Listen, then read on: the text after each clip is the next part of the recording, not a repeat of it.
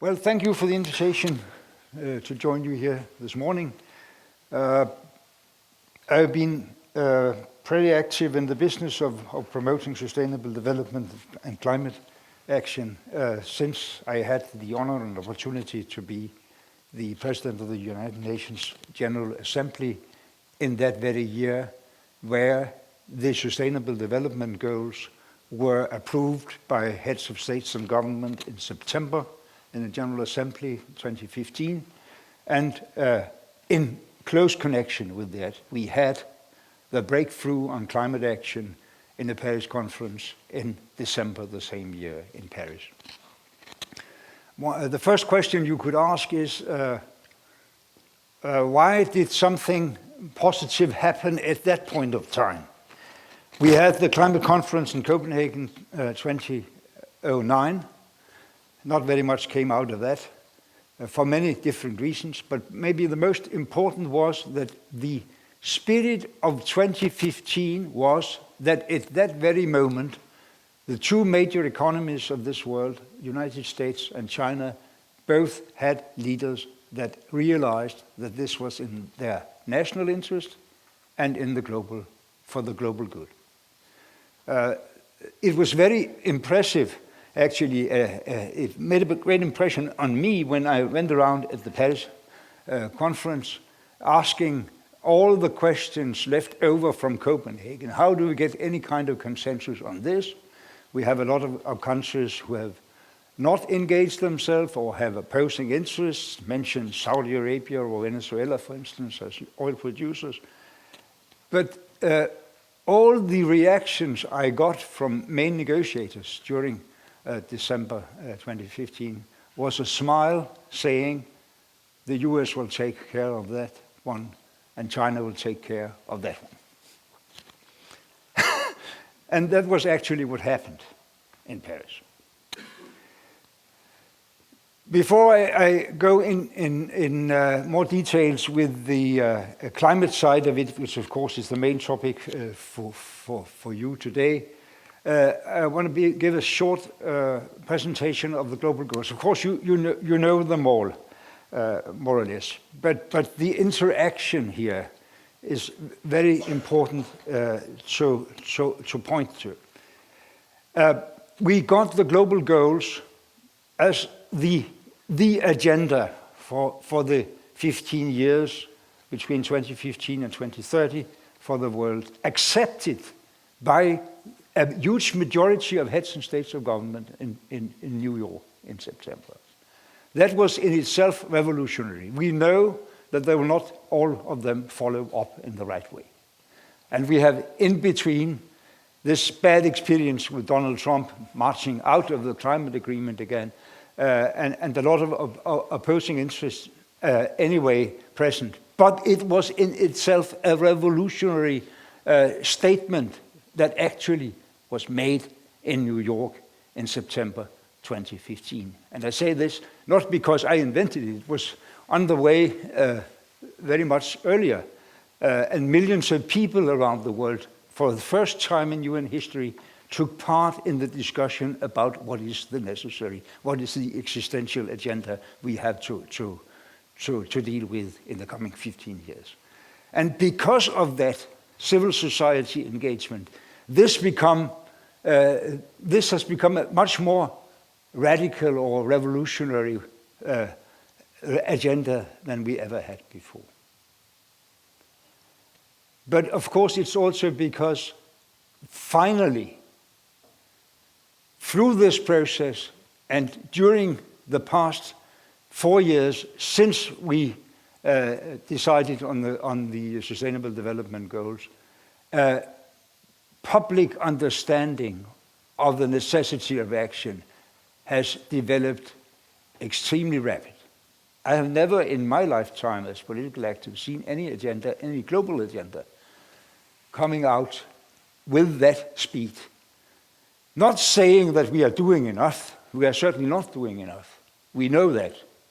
We know also that even the decisions we took in Paris was not enough. They had to be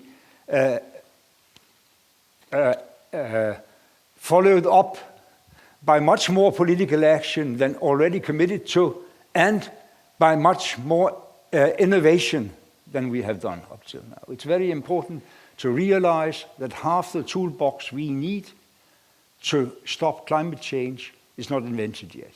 And you in the business community have a huge part of the responsibility, together with the public funds and university institutions and research institutes and so on, to develop those, to prioritize the development of those tools we know we need but haven't invented yet.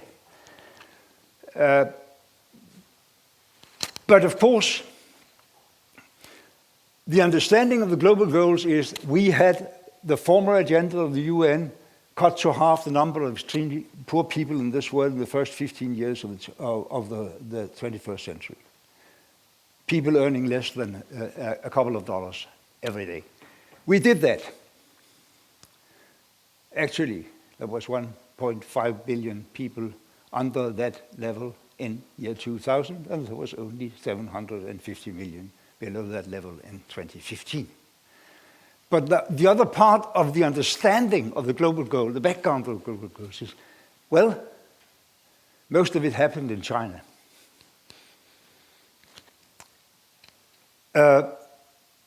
Catalyzing the understanding of the limits of this globe has been the extremely high speed of Chinese growth, not only during the first 15 years of this century, but over the past 40 years of new economic policy since Deng Xiaoping took over. And few people remember each and every day that the most important change in international economy and power that happened in our lifetime was that the Chinese gross national product increased 30 times since 1978.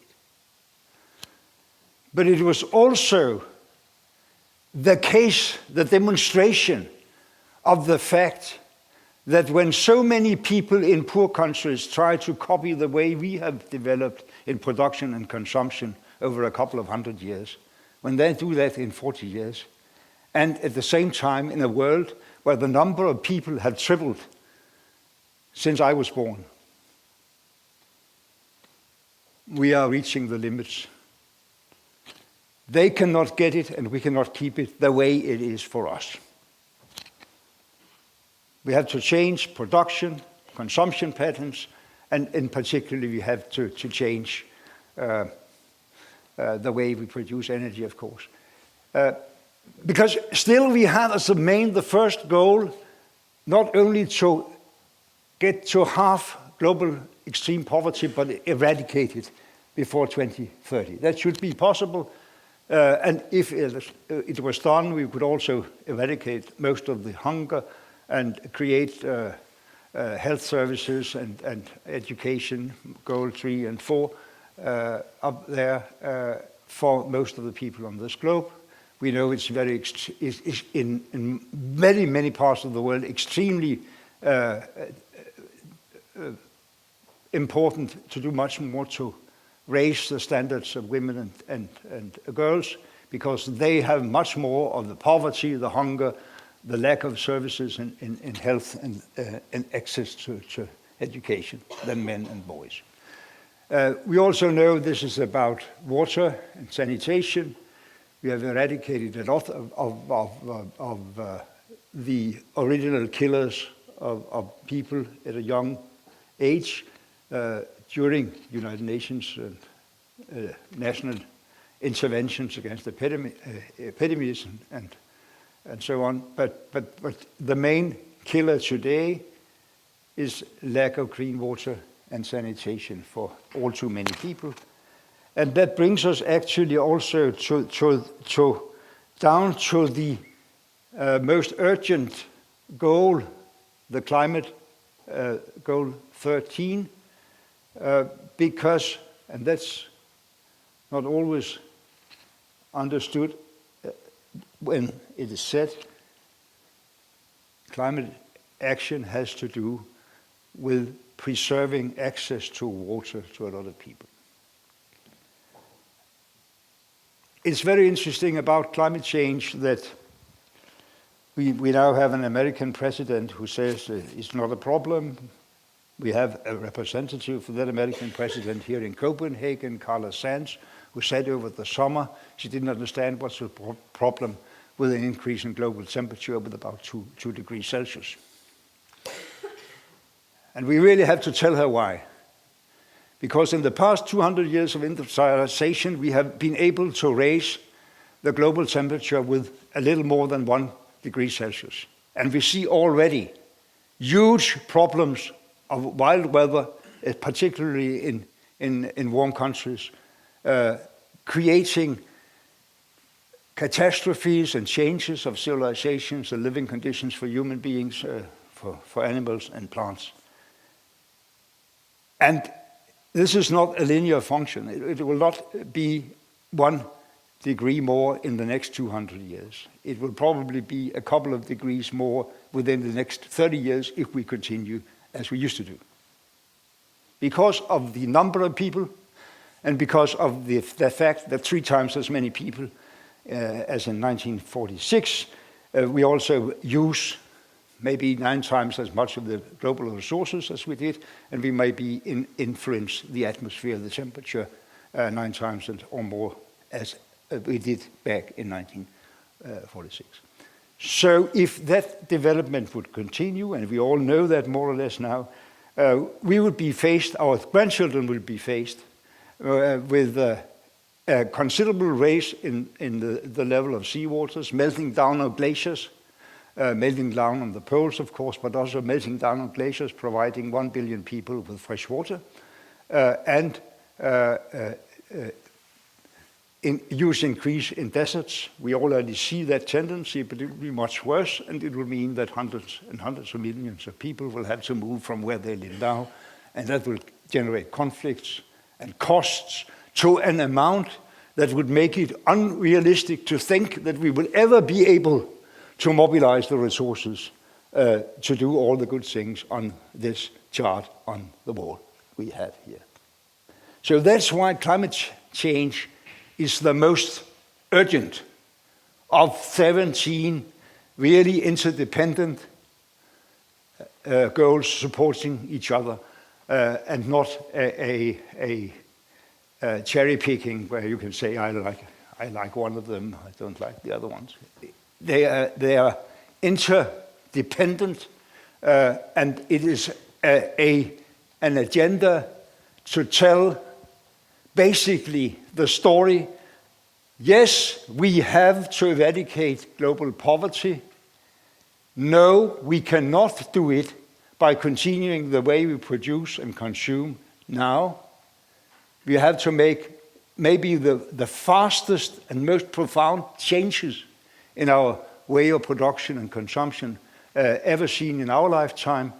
And we have to realize, in other words, that the dogma of much neoliberal policy, namely, well, resources are unlimited, and because of that, it's not very important with the distribution. It will sink down sometime to the poor also, is wrong.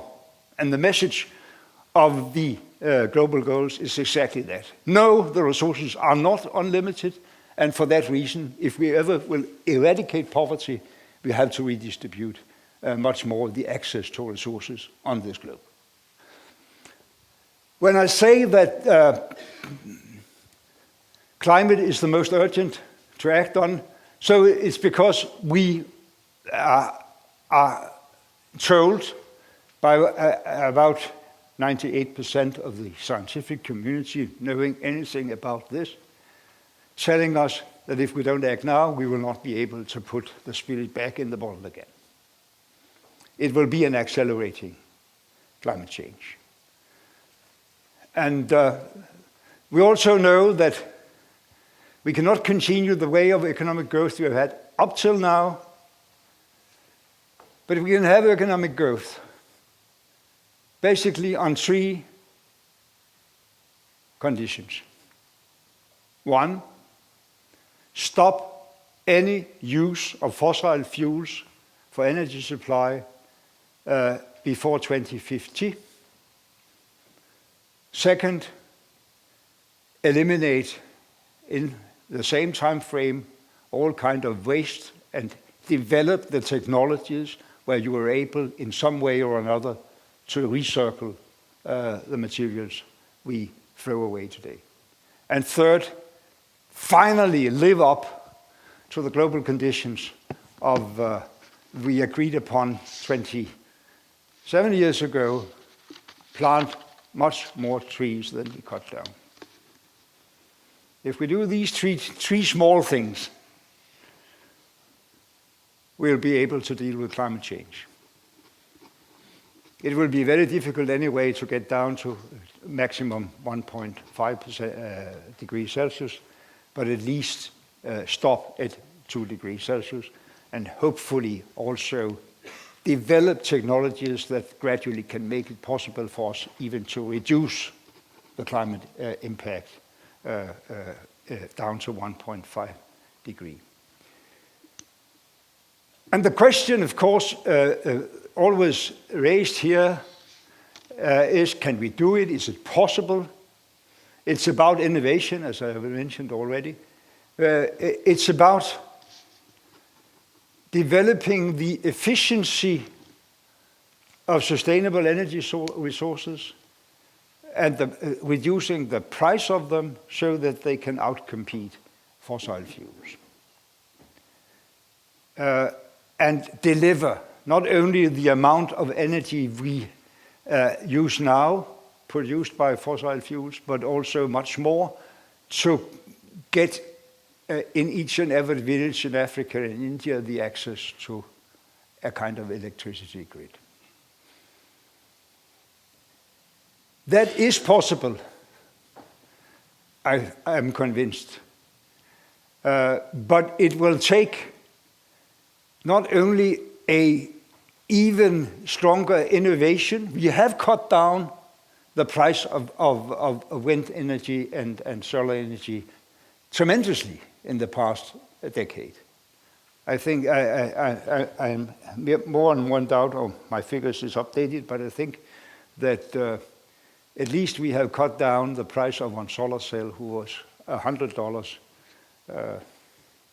7 years ago, to less than 20 today. We have cut down the cost of a kilowatt of electricity produced by wind energy at least by 60% in the same period of time.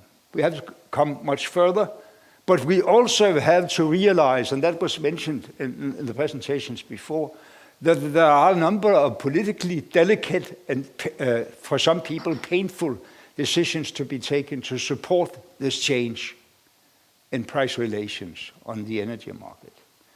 We have formulated brilliantly by Connie Hedegaard, the former climate commissioner from Europe, we have to understand that the politicians have a role here by making the sustainable behavior cheaper and the unsustainable behavior more costly.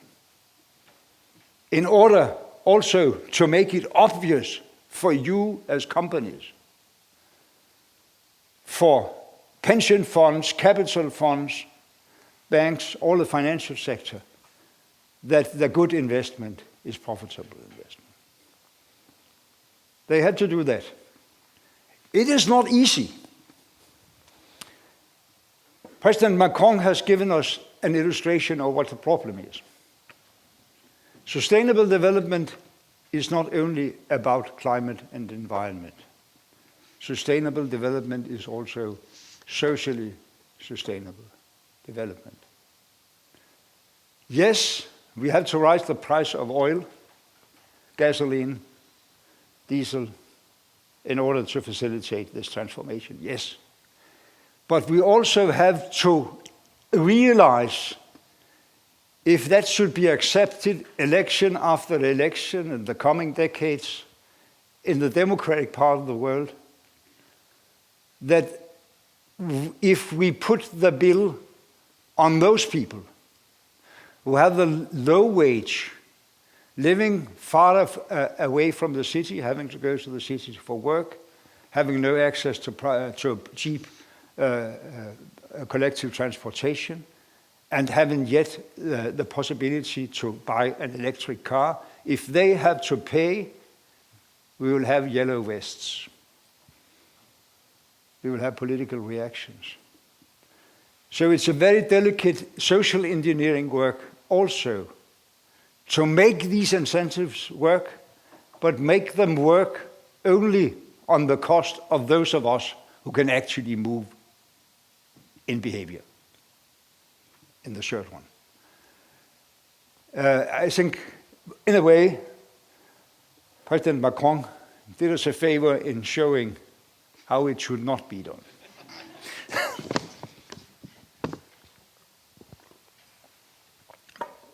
But if we fulfill all these conditions, we will be able to do it, I am sure.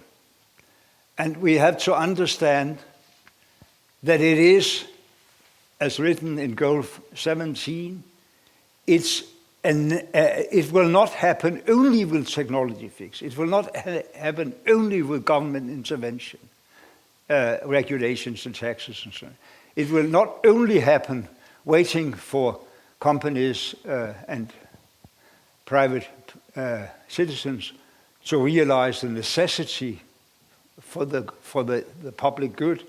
It will only happen in a very, very strong interaction between an international agreement with the United Nations overlooking the position of different countries and showing the good examples, but without any power to implement. It will only happen if we have a European framework. When they end discussing Brexit, they could hopefully go to make the necessary European regulation much, much better in this field. And of course, it's about national regulation. And it's about cooperation between governments, public institutions, and business life in giving the priority to exactly that innovation we need to be sustainable. And here we have a very interesting point, and it's about civil society, of course. It's about civil society do as they did in the formulation of these goals, to be very, very active in pushing the politicians. And it's about each and every one of us realizing the responsibility we have in our consumption and our production to be more sustainable, understand the interaction between the different things, also our food habits, our clothes habits, our transportation habits, and so on.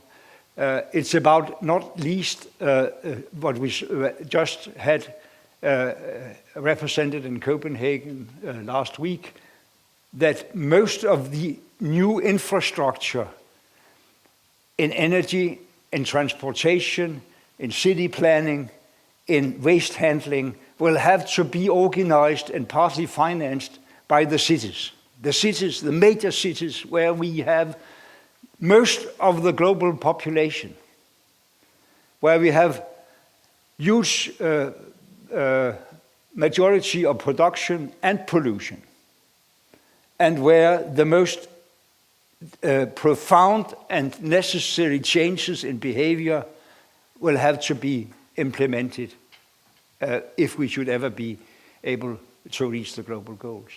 So there is goal 11, there is a huge responsibility in the cities.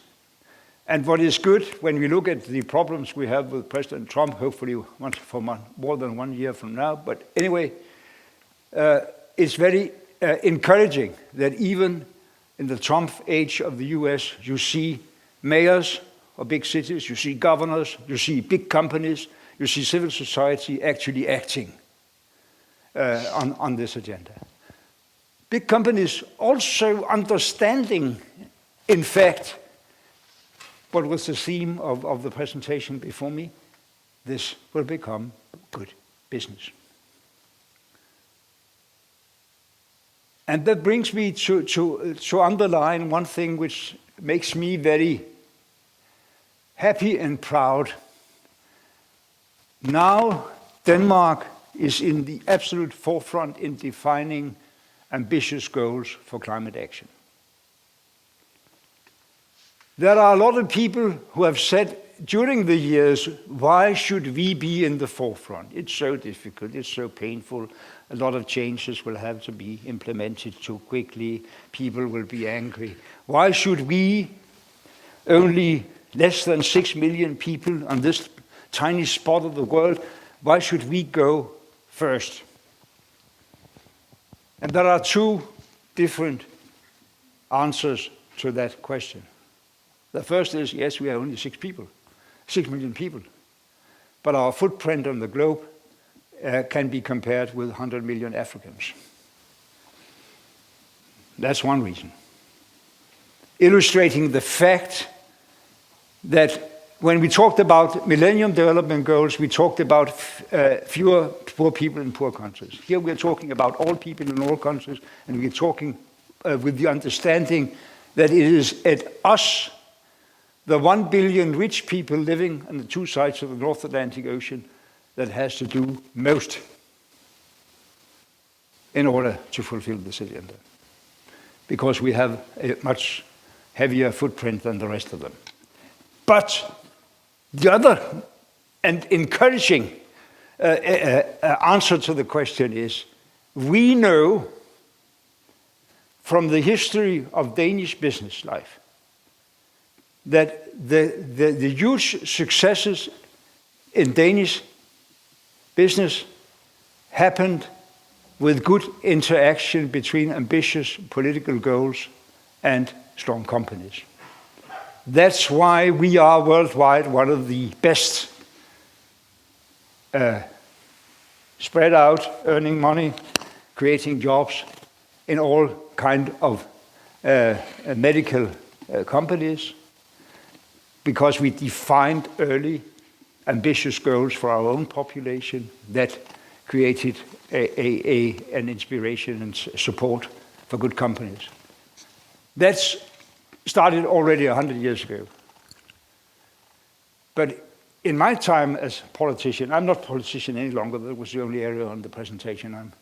I'm a former politician. But during my time, during my 4 decades as member of parliament, we have been able to do it once again with wind energy. High ambitions from the political side, support, subsidies even, created the most advanced technology in wind energy.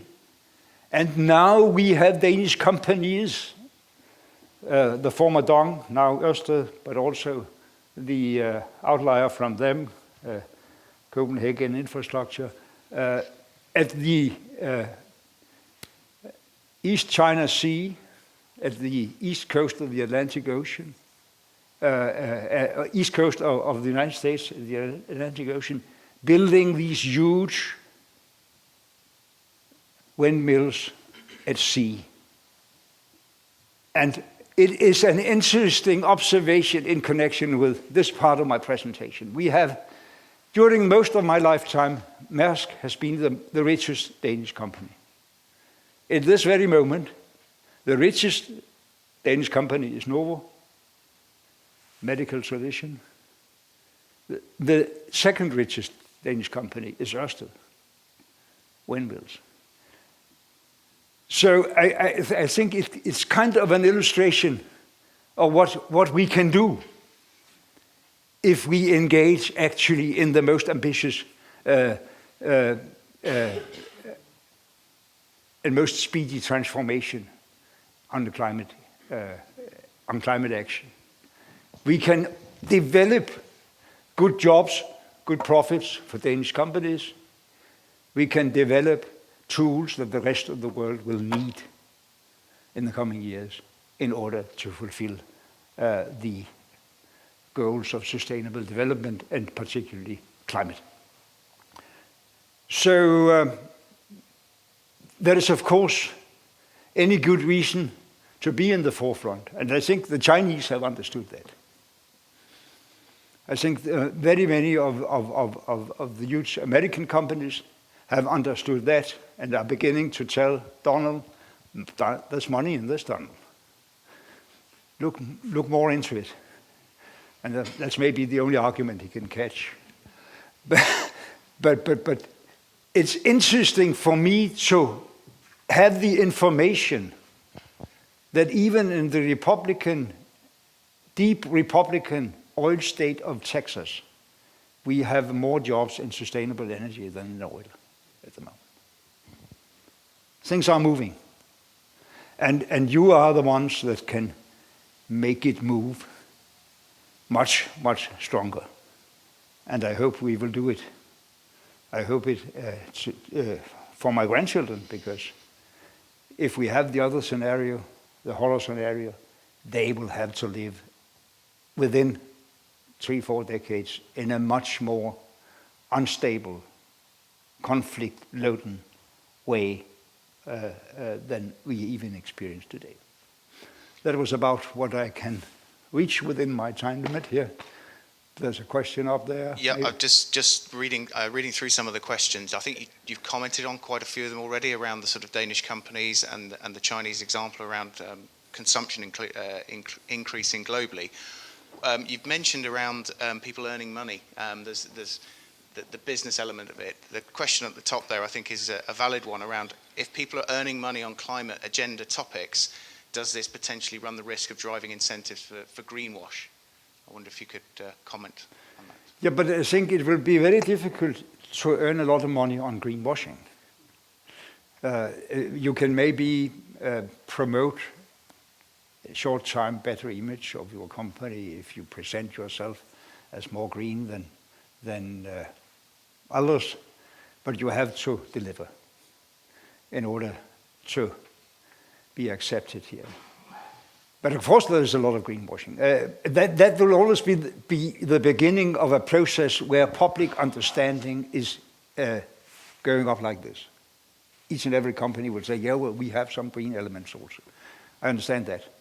But I also understand, and that has been from the very beginning, the most promising for me to observe, even back in 2015, September, October, over the year I was in the UN, we saw big companies coming forward with action programs. And when I walked around in these past 3 years since I returned to Denmark, having hundreds of presentations actually, what I have met about from Danish business life is a genuine understanding from at least some of the major ones and a lot of the medium-sized companies that can deliver some parts of the solution here, saying this is not only about the market support being more supporting price reductions on sustainable energy and so on.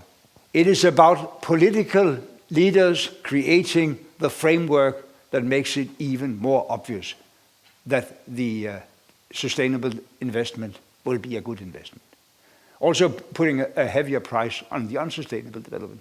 I mean, it's not only about us as citizens, it's also about the insurance companies beginning to put a higher price on the long-term investments that are certainly unsustainable. And on that point around investments, there's a question up there around taxation. So lower taxes on green investments may be a way to speed up the sustainable transition. Yes, but we have to understand, and that may be the painful part of it, having talked about tax reliefs over a decade now. Yes, you will have to support some of the good developments, but it has a cost. You have to collect some money elsewhere. And that, of course, will be the troubling, as I mentioned it with the Macron example, that will be the most vulnerable part of it. If we don't have, also from business life, but of course the electorate in general, an acceptance of the necessary costs on unsustainable behavior. Gradually increased, socially balanced, all that.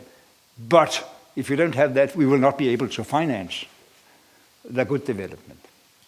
And I hope we can get that understanding, but I'm not sure it's much easier in China. They don't have elections every 4th year. My Danish is a little rusty, so I might not go for the third one there. I just wanted to open up to the floor. Is there anyone who wishes to ask a question directly, rather than me just read some of these out? Any takers? I think we've got time for one more, otherwise we'll dive into another question. A target on CO2 production in Denmark makes sense when most manufacturing occurs abroad. What about a target on consumption, including imported embedded CO2? Just to the point, I mean, the way we calculate our consumption have to increase to include what we import. I mean, the reason why we are not that CO2 intensive as we were is that we have outsourced most of our industry to China and elsewhere over the past 2 decades. So I mean, we have to include that also. So it's about not only the same kind of stating what the CO2 emissions are here, but for the whole of Europe, it has to be also including what we create of CO2 emissions during our consumption worldwide. Yes, just a question for you. We did touch upon previously the bit anti-pro-climate agenda.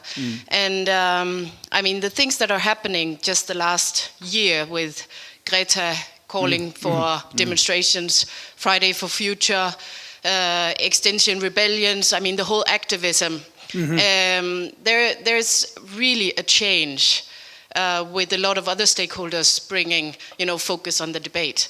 However, I of course see the challenges as well, that the pendulum is swinging too much to one side, which will call for counter-reaction.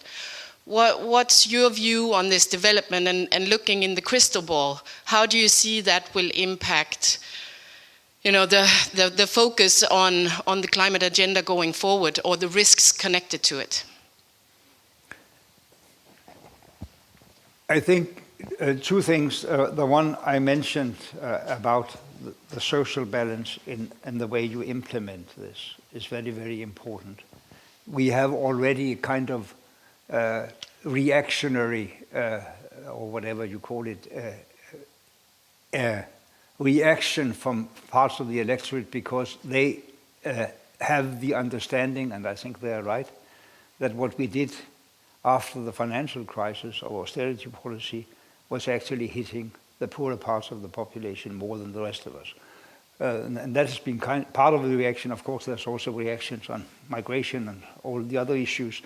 But if we go on with a well-meant climate action plan without taking social concerns on board, we will lose it. But the other part of the answer is, I think that it will be very, very positive if the European Union could define higher standards. If the European Union, inside the European Union, we could agree, so to say, to increase the use of the polluter pays principle more consequently, and say, well, of course we know there are parts of the production life that has to be supported. If they should pay a very high price, they need time for transformation and so on. But to change the concept, to say if you haven't got very good arguments, you have to reduce CO2 emissions in this speed here. Otherwise, you have to pay a heavy price, and then we can make some smoothening time-limited compensations. But it's this way of looking at it. If that could be the European standard, it would help national politicians a lot. Great. Thank you very much indeed. Thank you, Mogens, for the insight in the SDGs. Much appreciated it. We need to wrap up and move on now for the next session. So if I could just have a round of applause. Thank you.